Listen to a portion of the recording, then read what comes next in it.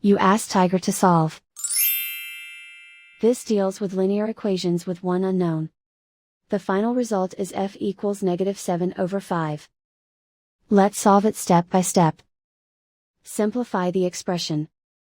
Group like terms. Simplify the arithmetic.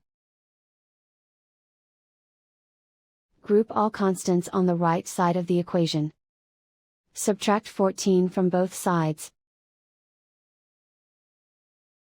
Simplify the arithmetic.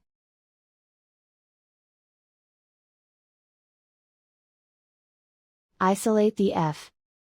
Divide both sides by 10. Simplify the fraction. Find the greatest common factor of the numerator and denominator. Factor out and cancel the greatest common factor. And so the final result is f equals -7/5.